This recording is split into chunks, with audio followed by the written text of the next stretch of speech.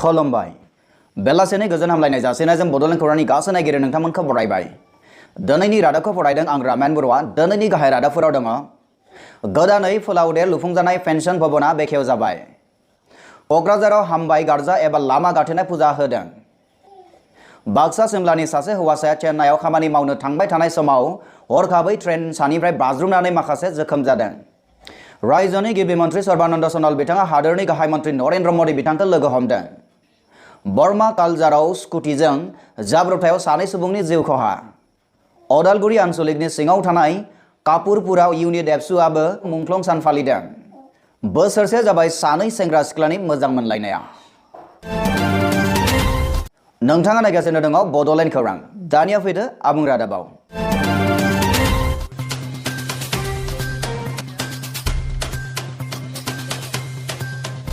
क'क्राझाराव हामबाय गारजा एबा लामा गाथेनाय फुजा होदों।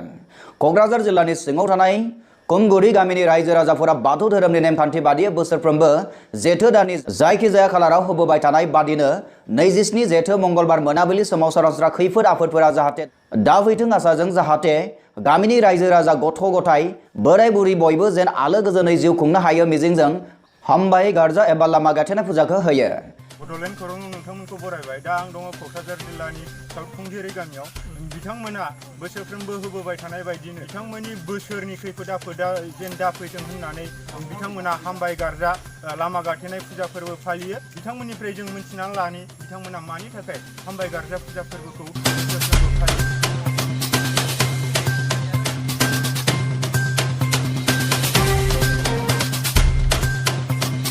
गामिनि बोराय आरो सेंग्राफोरा गामिनि साहा खर' फारसे फुजाखौ होफुनाय जायो। मख'नाय हामबाय गारजा एबा लामा गाथेनाय फुजा फोरबोनि सोमोन्दै खौरांगिरिया मोगा-मोगि लानाय समाव खुमगुरि गामिनि आफादगिरि बिन्दु बिथाङा माखासे खैफोद आफोदा बे गामियाव रावनिबो न'खराव दा जाथों होननानै बे फुजाखौ होनाय जायो होननानै फोरमायथियो।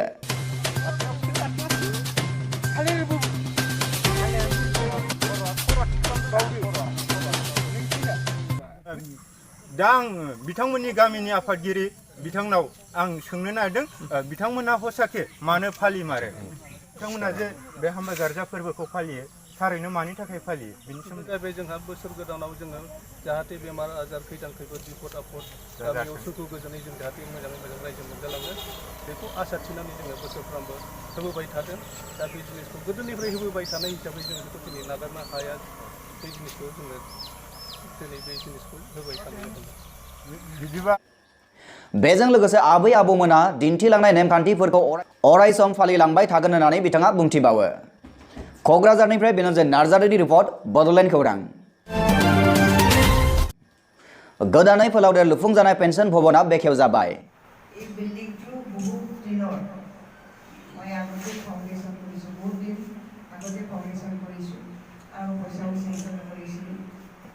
The Government Pensioner Association भवन आसाम क'क्राझार ब्रान्चनि फोलावदेर लुफुंजानाय बिल्डिंआ प्रमिला रानी ब्रह्मनि आखाइजों फिथा हाजेननायजों समबार फुंनि 10 रिंगायाव बेखेव जायो।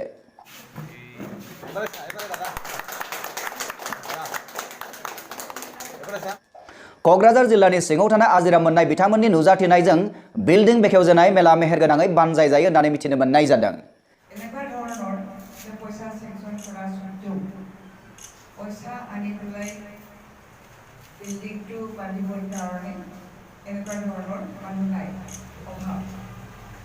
बे बुब्लियावनो प्रमिला रानी ब्रह्म बिथाङा बेबायदिहाय बुंथियो। मख'नो गोनांदि पेन्सन भवना लुफुं जाखांनायनि उनाव खायसे दिन्दां जानानै थानाय पेन्सननि खामानिफोरा थाबैनो मावफुंजागोन होननानै मिथिनो मोननाय जादों। क'क्राझारनिफ्राय बेनोजोर नार्जारिनि रिपर्ट बड'लेण्ड खौरां।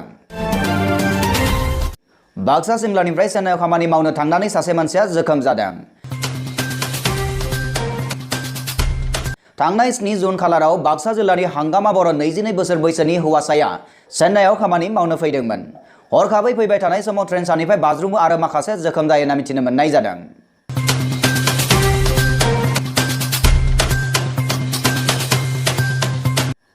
खौरां मोननाय बादिब्ला बे हौवासाया गावखौ हमथास' हायैयाव बे खामानिखौ मावदोंमोन। चेन्नाई बड' ससाइटिनि दैदेननायाव लोगो लोगोनो हौवासाखौ हस्पिटालसिम लांनाय जायो आरो खैफोदनिफ्राय रैखा खालामनो हायो। जालांनाय बे जाथायखौ नखरसिम खौरां हरनो हायो होननानै मिथिनो मोननाय जादों आरो नखरनि सुबुंनो 9 जुन खालाराव गथायना होयो होननानैबो मिथिनो मोननाय जादों। बे रादाबखौ जोंनिसिम दैथायहरदों चेन्नाइ बड' ससाइटिनि सोद्रोमा रबिन रामसियारि बिथाङा। काश्मीराव फिन खेबसेबाव थैनि सिदेरनाय।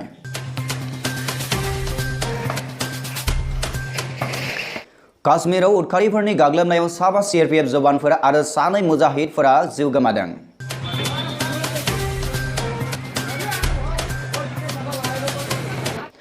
थांनाय 12 जुन खालाराव काश्मीरनि अनन्तनाग जायगायाव उदखारिनि गाग्लोबनायाव बे जाथाया जानो मोनो।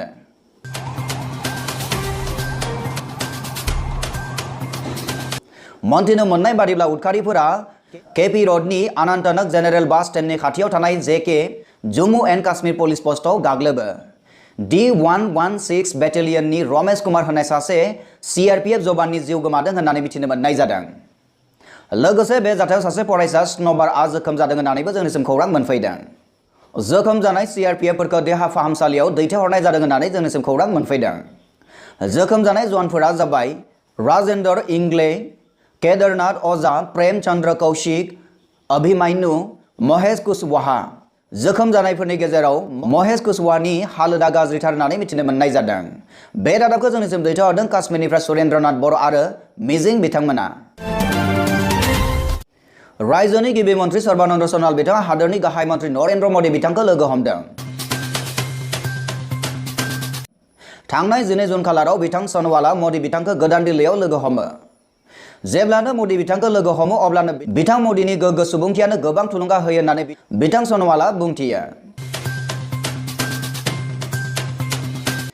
लोगो हमनानै बिथां मदिनिफ्राय माखासे बोसोन सुबुरुनखौ आजावो होननानै सन'वाल बिथाङा मिथिनो होदों।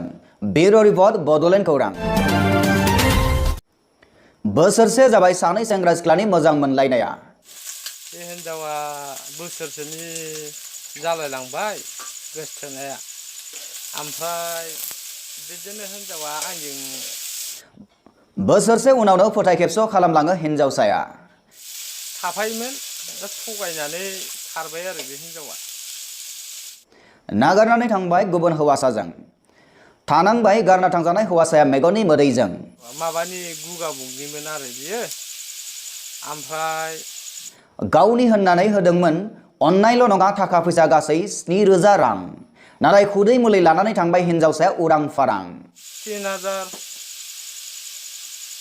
7,000 बिदि लानानै माबाबाय आरो बे हिनजावा। मेगन बेस्रा खावलाय फावदुर। फसायनायनि सिगां लानाय जायासै बेनि थार गुमुर।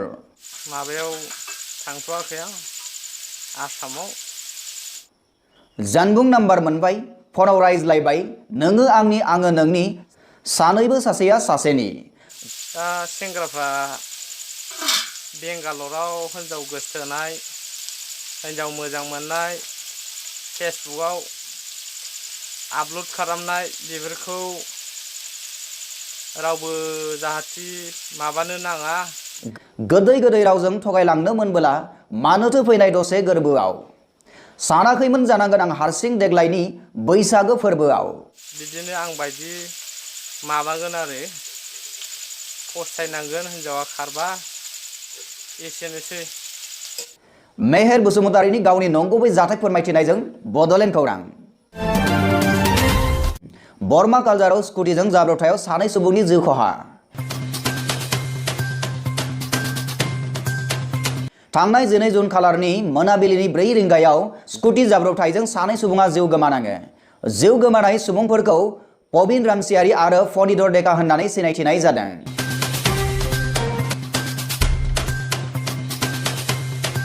जिउ गोमानाय सानै सुबुङा बर्मानिफ्राय मेदाघाट जानानै थांबाय थानाय समाव बरमा कालजाराव स्कुटिजों गाव हारसिंनो जाब्रबथाय जायो होननानै जोंनिसिम खौरां मोनफैदों। जाउनाव जायगायावनो जिउ गोमायो। बे रादाबखौ जोंनिसिम दैथायहरदों बरमा मेदाघाटनिफ्राय रमेश बर' बिथाङा। अदालगुरि आनसलिकनि सिङाव थानाय कापुरपुरा इउनिट एबसुआ थांनाय 12 जुन खालाराव मुंख्लं सान फालिदों। बे हाबाफारियाव मुंख्लं खाम्फायाव केन्डेलबो फोजोंनाय जायो होननानै मिथिनो मोननाय जादों। अदालगुरि आनसलिकनि लेङाइ आफादगिरि अरगें दैमारि बिथाङा गाहाय आलासि महरै बाहागो लाफैयो। बे रादाबखौ जोंनिसिम दैथायहरदों अदालगुरिनिफ्राय।